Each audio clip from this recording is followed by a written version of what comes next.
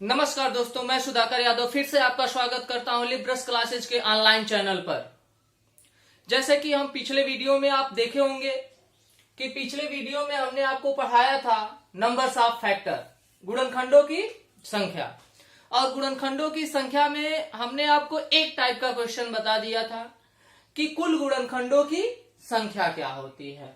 आज हमें उसके आगे पढ़ना है, यानी ऑल नंबर्स ऑफ फैक्टर के बाद देखा जाए तो इसके बाद हमें पढ़ना है सम गुणनखंडों की संख्या, विषम गुणनखंडों की संख्या, अभाज्य गुणनखंडों की संख्या और कुल गुणनखंडों का योग। तो अब हम थोड़ा रिपीट करना चाहेंगे अपना पिछला क्लास, बस 1 मिनट। अब देखा जाए तो पिछले क्लास में हमने आपको बताया था कुल गुणनखंडों की संख्या। जैसे एक एग्जाम्पल के रूप में अगर हम देखना चाहें, जैसे मान लीजिए कि हम कोई क्वेश्चन लेते हैं। मान लीजिए मेरे पास कोई संख्या है जैसे 120 हो, और हम बात करें 120 के कुल गुणनखंडों की संख्या क्या होगी। 120 के कुल गुणनखंडों की संख्या क्या होगी। तो हमने बताया था कि आप सबसे पहले क्या करेंगे कि इसका फैक्टर करेंगे। फैक्टर करने की अगर हम बात करें तो जैसे मान लीजिए 120 है, तो अगर हम इसका फैक्टर कर दें तो 2 से अगर देखा जाए तो कितनी बार में जाएगा, 60 बार में। फिर देखा जाए तो अगर 2 से देखा जाए तो कितनी बार में, 30 बार में। फिर अगर 2 से देखा जाए तो 15 दूनाए 30। फिर देखा जाए तो 3 पांचे 15। यानी हम 120 को अगर फैक्टर्स के रूप में लिखना चाहें तो हम क्या लिख सकते हैं, 2 गुणे 2 गुणे 2। फिर देखा जाए तो गुणे 3 गुणे 5। यानी इसे हम क्या कर सकते हैं, 2 के पावर 3 गुणे 3 के पावर 1 गुणे 5 के पावर 1 कर सकते हैं। अब इसके बाद इसके कुल गुणनखंडों की संख्या, कुल गुणनखंडों की संख्या, अगर हम इसके कुल गुणनखंडों की संख्या की बात करें तो हमने पिछले वीडियो में बताया था कि आप क्या करते हैं, जो भी पावर होते हैं, जो भी घात होते हैं, उसमें कितने की वृद्धि कर देते हैं, 1 की वृद्धि। जैसे 2 के पावर 3 है तो हम इसमें क्या करेंगे, 1 की वृद्धि करेंगे तो क्या होगा, 3 प्लस 1। फिर यहां देखिएगा 3 के पावर 1 है, 1 की वृद्धि करेंगे तो 1 प्लस 1। फिर देखिएगा अगर 5 के पावर 1 है तो हम इसमें भी कितने की वृद्धि करेंगे, 1 की वृद्धि कर देंगे। फिर यहां से देखा जाए तो क्या होगा, 3 है 4, 1 है 2, 1 है 2, यानी 4 दूना है 8, 8 दूना है 16। यानी अगर हम बात करें कि संख्या 120 के कुल गुणनखंडों की संख्या क्या होगी, तो संख्या 120 के पास कुल कितने गुणनखंड होंगे, 16 गुणनखंड होंगे, और यही हमारा क्या होगा, आंसर होंगे। आ गई बात समझ में। और ये आपका था पहले टाइप का क्वेश्चन, और इसे हमने आपको पहले ही वीडियो में पढ़ा दिया था। अब हम इस वीडियो को आगे बढ़ाते हुए अपने टॉपिक को आगे बढ़ाते हैं, और इसके बाद हम देखते हैं कि जैसे मान लीजिए कि कोई संख्या दे दी जाए और उसमें कहा जाए कि इनके कुल कितने सम गुणनखंड हैं। जैसे सम गुणनखंड की अगर हम बात कर लें, जैसे मान लीजिए कि एक छोटा सा एग्जांपल हम लिए थे पिछले वीडियो में, जैसे फिर हम वही एग्जांपल लेना चाहते हैं। जैसे मान लीजिए कि कोई संख्या क्या हो, 12 हो। अगर 12 के हम फैक्टर्स की बात करें तो जैसे पहला 1 हो गया, दूसरा 2 हो गया, तीसरा 3 हो गया, फिर 4 हो गया, फिर 6 हो गया, और फिर 12 हो गया। तो आपको यहां क्या दिखाई दे रहा हो कि इसके कुल कितने सम गुणनखंड हैं। यानी सम अगर फैक्टर की बात करें, सम गुणनखंड की बात कर लें तो देखिए पहला तो फैक्टर 2 हो गया, फिर 4 हो गया, फिर 6 हो गया, फिर 12 हो गया। यानी इसके पास कुल कितने फैक्टर्स हैं, 4 फैक्टर्स हैं, और यही आपका क्या हो गया, आंसर हो गए। यही आपके क्या हो गए, 12 के कुल सम गुणनखंडों की जो संख्या होगी वह कितनी होगी, 4 होगी। अगर इसी तरह हम इसमें बात कर लें कि विषम गुणनखंडों की संख्या क्या होगी, अगर विषम गुणनखंडों की बात कर लें तो आप देख रहे होंगे कि 12 के पास पहला विषम गुणनखंड 1 है और दूसरा विषम गुणनखंड 3 है।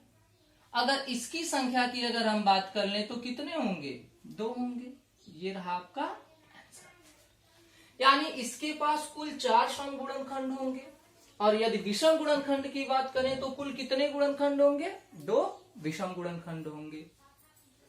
अब देखिएगा इसे थोड़ा हम संक्षिप्त या फिर शॉर्टकट में देखना चाहें तो कैसे निकालेंगे। तो सिंपली हम सबसे पहले क्या करेंगे कि 12 का एक फैक्टर करेंगे। तो 12 का फैक्टर क्या होगा, 2 गुणे 3, यानी यहां हो जाएगा 2 के पावर 2 गुणे 3 के पावर 1। अब देखिएगा अगर इसके सम गुणनखंड की हम बात कर लें, सम फैक्टर की बात कर लें, तो अब सबसे पहले देखिएगा हम बात करना चाहेंगे कि सम क्या होता है, सम संख्याएं क्या होती हैं। सिंपल सी बात होती है कि वे सभी पूर्णांक सम संख्याएं होती हैं जो 2 से क्या होती हैं, विभाजित होती हैं, जो 2 का क्या होता है, मल्टीपल होता है। यानी आपसे हम दूसरे शब्दों में कहना चाहें कि सम संख्याएं वे सभी संख्याएं होती हैं जिसमें कितने का गुणा हो, 2 का गुणा हो, यानी उनका एक फैक्टर 2 होना चाहिए। वही सभी संख्याएं क्या कहलाती हैं, सम संख्या कहलाती हैं। तो देखिएगा अगर इसके थोड़े हम कॉन्सेप्ट की बात कर लें, जैसे पिछले वीडियो में हमने आपको कॉन्सेप्ट बताया था कि ये फैक्टर्स आते कहां से हैं, ये फैक्टर्स बनते कहां से हैं। तो देखिए अगर पिछला वीडियो आप लोग देखे होंगे तो ज्यादा बेस्ट है, और अगर नहीं देखे होंगे तो हम आपसे रिक्वेस्ट करेंगे कि सबसे पहले आप इसका पिछला वीडियो देखिए जिससे आपका कॉन्सेप्ट क्लियर हो। और यदि आपका कॉन्सेप्ट क्लियर होगा तो इस वीडियो में आपको कोई प्रॉब्लम्स आने वाली नहीं है। तो देखिए अगर बेसिक हम बताएं इसके कुल सम गुणनखंडों की संख्या की अगर हम बात करें तो देखिए इसमें से वही कॉन्सेप्ट यहां भी आएगा, लेकिन बस अंतर क्या होता है कि जब हम कुल गुणनखंडों की संख्या निकालते हैं तो सभी के पावर जो होता है, सभी के घात जो होता है, उसमें हम क्या करते हैं, 1 की वृद्धि कर देते हैं। लेकिन अगर आपसे पूछे सम गुणनखंडों की संख्या क्या होगी तो जो 2 के पावर होगा इसमें हम किसी प्रकार का कोई संशोधन, कोई वृद्धि नहीं करेंगे। जैसे 2 के पावर 2 है, आप सिंपली 2 ही ले लीजिए। फिर देखिएगा गुणे 3 के पावर 1 है, इसमें क्या करेंगे, 1 की वृद्धि कर लेंगे, यानी 2 गुणे 2, यानी 2 दूना है 4। यानी अगर 12 के सभी सम गुणनखंडों की संख्या की हम बात करें तो कितने होंगे, 4। यहां आपको दिख रहा होगा। आगे बात समझ में। अब थोड़ा हम बेसिक कॉन्सेप्ट की अगर बात कर लें तो हमने बताया सम क्या होता है, जिसमें 2 उपस्थित होता है। पिछले वीडियो में हमने इसका बेसिक कॉन्सेप्ट दिया था कि जैसे 2 के पावर 0 होता है, 2 के पावर 1 होता है, 2 के पावर 2 होता है, फिर 3 के पावर 0 होगा, 3 के पावर 1 होगा। तो अच्छा ये बताइए 2 के पावर अगर 0 है तो इसका मान क्या होगा, 1 होगा। और यदि 1 का गुणा किसी भी विषम संख्या में हम कराते हैं तो उसका मान सदैव क्या होगा, विषम होगा। यदि 1 का गुणा हम किसी भी विषम संख्या में करा दें तो सदैव उसका मान क्या होगा, विषम होगा। अतः ये जो 0 घात होता है इसको हम क्या करते हैं, छोड़ देते हैं, यानी 0 घात को नहीं लेते हैं। तो यदि आप 0 घात नहीं लेते हैं तो बचा कितना, 2 ही घात बचा। इस वजह से हम 2 के पावर जो भी होता है उसमें 1 की वृद्धि नहीं करते हैं। ऐसा क्यों होता है, क्योंकि हम जो पावर 0 होता है उसको क्या करते हैं, छोड़ देते हैं। उम्मीद किए होंगे दोस्तों आपको सम गुणनखंडों की संख्या में कोई समस्या नहीं होगा। अब ये देखिए अगर आपको कॉन्सेप्ट आ गया तो कोई समस्या नहीं, संख्या कुछ भी हो, कोई बड़ी संख्या ले लीजिए, जैसे मान लीजिए कि आप ले लीजिए 6300। अगर इसके सम गुणनखंडों की संख्या की बात करें तो आप सबसे पहले क्या करेंगे, इसका फैक्टर करेंगे। तो अगर फैक्टर किया जाए तो 6300 का फैक्टर 63 गुणे क्या होगा, 100 होगा। फिर अगर इसको देखा जाए तो 7 गुणे 9, और फिर इसे देखा जाए तो 4 गुणे 25, यानी 25 चौक को 100। अब देखिएगा यहां अगर 4 है तो हम 4 को क्या लिख सकते हैं, 2 के पावर 2। यहां देखिएगा अगर 9 है तो इसे क्या लिख सकते हैं, 3 के पावर 2। और यहां देखिएगा अगर 25 है तो 5 के पावर 2 और गुणे 7 के पावर 1। अब इसमें अगर हम देखें सम गुणनखंडों की संख्या क्या होगी, सम गुणनखंडों की संख्या क्या होगी। तो अभी हमने थोड़ी देर पहले बताया कि यदि आपसे कहीं सम गुणनखंडों की संख्या की बात कर ले तो आप 2 के पावर जो भी होगा उसमें किसी प्रकार का कोई वृद्धि नहीं करेंगे। जैसे 2 के पावर कितना है, 2 है, तो आप इसे इसी तरह रहने दीजिए।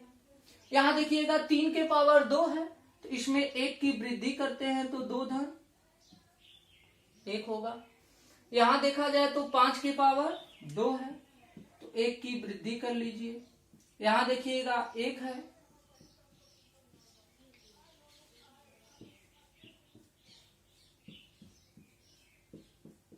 कितना आया, 3 दुना है 6, 6 त्रिक 18, 18 दुना है 36। यानी अगर हम देखें 6300 के पास कुल कितने सम फैक्टर्स हैं, तो कुल उनके पास 36 सम फैक्टर्स होंगे। यानी 36 ऐसे फैक्टर होंगे जो एक सम संख्या होंगे, एक इवन नंबर होंगे। आगे बात समझ में। अब देखिएगा, अब हम आपसे बात करना चाहेंगे कि विषम गुणनखंडों की संख्या। तो देखिए अगर आपको सम गुणनखंडों की संख्या पता हो तो विषम गुणनखंडों की संख्या में कोई समस्या नहीं है, क्योंकि जो भी आपके फैक्टर्स होंगे वह 2 ही फैक्टर्स होंगे, या तो सम होंगे या तो विषम होंगे। अगर आपको केवल इतना ही नॉलेज है, यानी कुल गुणनखंडों की संख्या पता है, सम गुणनखंडों की संख्या पता है, तो विषम गुणनखंडों की संख्या निकालने में कोई समस्या नहीं है। आप इसे एक दूसरे तरीके से निकाल सकते हैं, जैसे कुल गुणनखंडों की संख्या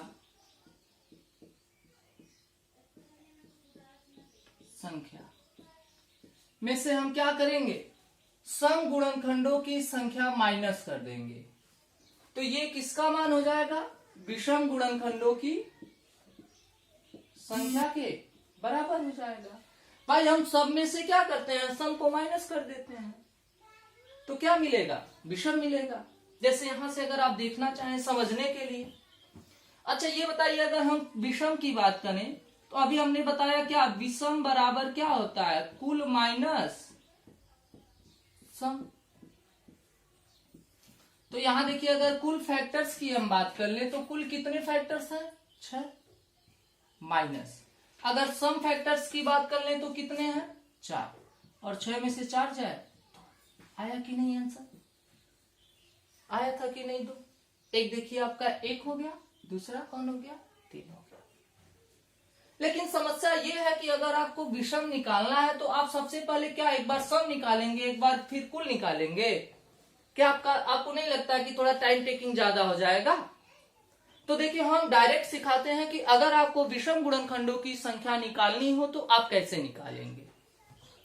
तो देखिए अगर विषम गुणनखंडों की संख्या निकालनी हो तो बहुत आसान सी बात है, बहुत ही सिंपल है, बिल्कुल कोई दिक्कत नहीं है। बस आप थोड़ा कॉन्सेप्ट समझते रहिएगा, ध्यान से देखते रहिएगा, कोई समस्या ही नहीं है, बहुत आसान है टॉपिक। अब देखिएगा अगर हम विषम गुणनखंडों की संख्या की बात कर ले तो जो विषम गुणनखंडों की संख्या होगी, आखिर ये बताइए विषम होता क्या है, जिसमें 2 उपस्थित नहीं होता है, यानी जिसमें सम उपस्थित न हो, यानी 2 का फैक्टर न हो। विषम संख्या क्या होती हैं, वे सभी पूर्णांक विषम होते हैं जो 2 से विभाजित नहीं होते हैं। वे सभी पूर्णांक क्या होते हैं, विषम होते हैं जो 2 से विभाजित नहीं होते हैं। तो यानी कहने का ये अर्थ है कि अगर आपसे विषम गुणनखंडों की संख्या की बात करें तो इसमें कभी भी सम उपस्थित नहीं होना चाहिए। यानी आप क्या करेंगे, दो को बिल्कुल भूल जाएंगे, ये समझ लीजिएगा कि दो इसमें था ही नहीं। अब बताइए क्या है, 3 के पावर 2 है, तो 1 की वृद्धि करेंगे तो 2 धन कितना होगा, 1। यहां देखिएगा 5 के पावर 2 है, 1 की वृद्धि करेंगे तो 2 + 1। यहां देखिएगा 7 के पावर 1 है, 1 की वृद्धि करेंगे तो 1 + 1। यानी यहां देखिएगा 3 गुणे 2, 3 त्रिका है 9, 9 दूना है 18। ये रहा आपका आंसर। यानी अगर हम ये देखें कि 6300 के पास कुल कितने विषम गुणनखंड हैं, यानी उसके पास कुल कितने विषम फैक्टर हैं, तो उसके कुल विषम फैक्टर्स के जो नंबर्स होंगे, विषम गुणनखंडों की जो संख्या होगी वह कितनी होगी, 18 होगी। उम्मीद करते हैं आपको बात समझ में आ गई होगी। यानी यदि आपसे सम की बात करें तो आप 2 के पावर कोई वृद्धि नहीं करते हैं, लेकिन अगर विषम की बात करें तो 2 को तो हम लेते ही नहीं, समझ लीजिए मेरे पास 2 था ही नहीं। बाकी आप सभी के पावर जितने भी अंक होंगे सब में 1 की वृद्धि करेंगे, उन सबका गुणा कराएंगे, जो आएगा वही आपका क्या होगा, आंसर होगा। ठीक है। अब देखिए हम बात करते हैं, इसके बाद आपका सम हो गया, विषम हो गया। अब हम बात करते हैं अभाज्य गुणनखंडों की संख्या। यानी मान लीजिए कि अगर कोई संख्या हो तो उसके पास कुल कितने प्राइम फैक्टर हैं, यानी अभाज्य संख्या है। यानी अब किसकी बात करेंगे, अभाज्य गुणनखंडों की बात करेंगे। तो उससे पहले थोड़ा संक्षिप्त वर्डों में अभाज्य संख्याएं क्या होती हैं, यानी आपके प्राइम नंबर क्या होते हैं। वे सभी नंबर प्राइम नंबर होते हैं, वे सभी संख्याएं अभाज्य संख्याएं होती हैं जिनके पास केवल 2 फैक्टर्स हों, केवल 2 फैक्टर्स हों। बहुत बार पेपर में आया हुआ क्वेश्चन है, सबसे छोटी अभाज्य संख्या क्या होगी। फिलहाल जब हम इसके बारे में बात करेंगे तो थोड़ा और बात कर लेंगे, लेकिन सिंपली थोड़ा कहना चाहेंगे कि बहुत बार पेपर में आता है सबसे छोटी अभाज्य संख्या क्या होगी। तो अक्सर बच्चे क्या करते हैं कि सबसे छोटी अभाज्य संख्या 1 होगी, ट्रिक करके आते हैं, जो कि बिल्कुल गलत होता है। क्योंकि सबसे छोटी अभाज्य संख्या क्या होती है, 2 होती है। ऐसा क्यों होता है, एक अभाज्य संख्या क्यों नहीं है, क्योंकि अगर आप 1 के फैक्टर की बात करेंगे, 1 के पास केवल 1 ही फैक्टर है। अगर 2 के फैक्टर की बात करेंगे तो 2 के पास 2 फैक्टर 1 और 2 है। अतः अगर अभाज्य संख्या की बात करें तो सबसे छोटी अभाज्य संख्या जो होगी वह क्या होगी, 2 होगी, क्योंकि इसके पास 2 फैक्टर हैं और 1 के पास केवल 1 फैक्टर है। अतः ये अभाज्य संख्या नहीं होती है।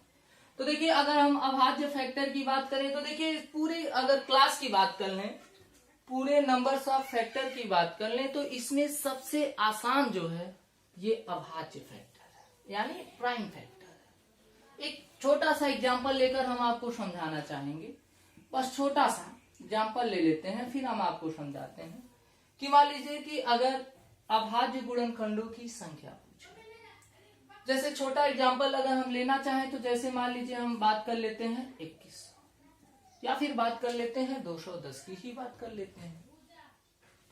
तो देखिए अगर 210 की अगर हम बात करें तो अगर इसके फैक्टर की हम बात करें तो सबसे पहले 2 से कट कर लेते हैं। तो अगर 2 से कट करेंगे तो कितनी बार जाएगा, 105 बार। फिर देखिएगा अगर 3 से कट करें तो कितनी बार जाएगा, 35 बार। फिर अगर देखें 5 से कट कर लें तो कितनी बार जाएगा, 5 से 35। तो अगर हम 210 की बात करें तो 210 को क्या लिख सकते हैं, 2 गुणे 3 गुणे 5 गुणे 7। बहुत छोटा एग्जांपल हो गया। तो अगर देखें तो 2 के पावर कितना है, 1, 3 के पावर कितना है, 1, 5 के पावर कितना है, 1, 7 के पावर कितना है, 1। तो इसके जो अभाज्य फैक्टर्स होते हैं, जो अभाज्य गुणनखंडों की संख्या होती है, बस इसमें कुछ नहीं करते हैं, बस जो पावर होता है उसी को हम क्या करते हैं, ऐड कर लेते हैं।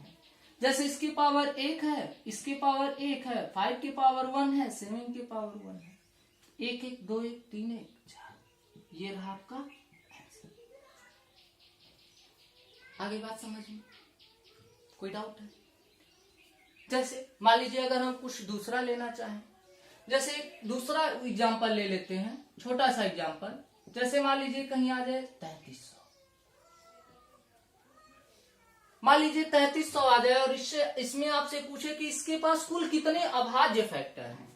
आप सबसे पहले क्या करेंगे, इसका फैक्टर करेंगे। तो अगर 3300 का फैक्टर किया जाए तो देखिए 33 गुणे क्या हो जाएगा, 100। अब यहां से अगर देखा जाए तो 11 गुणे 3, अगर इसकी बात करें तो 25 गुणे 4, 25 चौक को 100। अब देखिए अगर 4 की हम बात करें तो इसे क्या कर सकते हैं, 2 के पावर 2। अगर 25 की बात करें तो 5 टू दी पावर 2। यहां अगर देखा जाए तो 3 टू दी पावर 1, और यहां देखा जाए 11 के पावर 1। अगर इसके आंसर्स की हम बात करें तो क्या करेंगे, आप इसके पावर जो भी है, घात जो भी है, इसको क्या करेंगे, ऐड कर लेंगे। तो 2 2 4, 4 1 5, 5 1 6। अगर आंसर्स की बात कर ले तो कितने होंगे, 4। यानी 3300 के कुल अभाज्य गुणनखंडों की जो संख्या होगी वह कितनी होगी, 6 होगी। ठीक है। अब देखिएगा इस वीडियो में हमने आपको 3 टॉपिक पढ़ाया, एक सम गुणनखंडों की संख्या, एक विषम गुणनखंडों की संख्या, एक अभाज्य गुणनखंडों की संख्या। आपका बस छोटा सा टॉपिक और इसमें देखा जाए तो बचा है कुल गुणनखंडों का योग, ये आपको हम अगले वीडियो में पढ़ाएंगे। फिर अगर देखा जाए तो एक हम आप लोगों के लिए देखा जाए तो मास्टर वीडियो बनाएंगे, और जिसमें एक ही क्वेश्चन पे ये सभी चीजें हम एक साथ दिए रहेंगे, जिससे आपका कम टाइम में ज्यादा कुछ शेयर होगा। आप उसको हमेशा पास रख सकते हैं, अपना अलग नोट्स बना सकते हैं। मिलते हैं अगले वीडियो में।